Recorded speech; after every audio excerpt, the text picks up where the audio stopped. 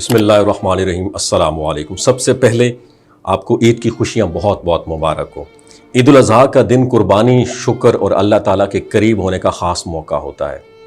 اس دن دل نرم ہوتے ہیں اور دعاؤں کی قبولیت کی امید مزید بڑھ جاتی ہے۔ اگر انسان اس بابرکت وقت میں تھوڑا سا وقت نکال کے ذکر و دعا میں گزارے تو دل کو ایک عجیب سا سکون اور اطمینان نصیب ہوتا ہے جو دنیا کے ہجوم میں بھی انسان کو مطمئن رکھتا ہے۔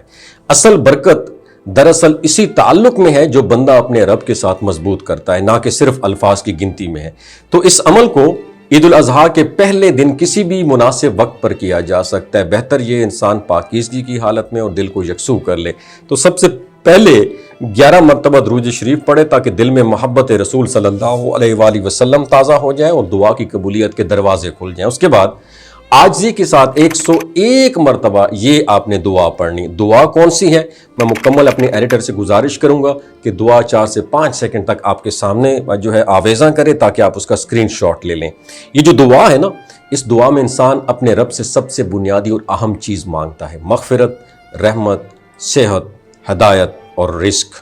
یہ وہ نعمتیں جن کے بغیر زندگی مکمل نہیں ہو پاتی اور جن کے اندر ہی اصل سکون چھپا ہوا ہوتا ہے۔ اور پڑھنے کے دوران جلد بازی سے نہیں بلکہ دل کی حضوری کے ساتھ الفاظ ادا کریں۔ مقصد تعداد پوری کرنا نہیں ہوتا بلکہ اللہ سے تعلق کو محسوس کرنا ہوتا ہے۔ اور جب انسان دل سے مانگتا ہے تو دعا پھر ایک رسمی عمل نہیں رہتی بلکہ ایک اندرونی گفتگو بن جاتی ہے جو سکون بھی دیتی ہے، امید بھی جگا دیتی ہے۔ اور آخر میں دوبارہ 11 مرتبہ درود شریف پڑھ کر اپنے دونوں ہاتھوں کو اٹھا کر اللہ تعالیٰ سے اپنی حاجات مانگیں، اپنی زندگی کی مشکلات، پریشانیاں، روزگار، گھر کے حالات یا جو بھی ضروریات ہیں نرمی اور یقین کے ساتھ اللہ کے سامنے رکھ دیں۔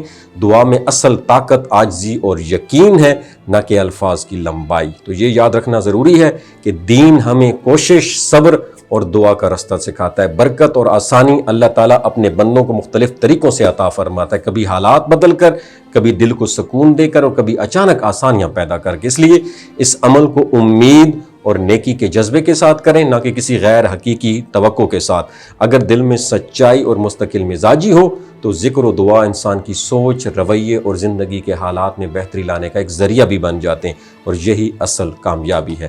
وما علینا الا البلاغ المبین۔ نیچے کامنٹ سیکشن میں ماشاءاللہ لکھ کر ویڈیو شیئر ضرور کیجیے گا۔ اپنی زندگی کی مشکلات، پریشانیاں، روزگار، گھر کے حالات یا جو بھی ضروریات ہیں نرمی اور یقین کے ساتھ اللہ کے سامنے رکھ دیں۔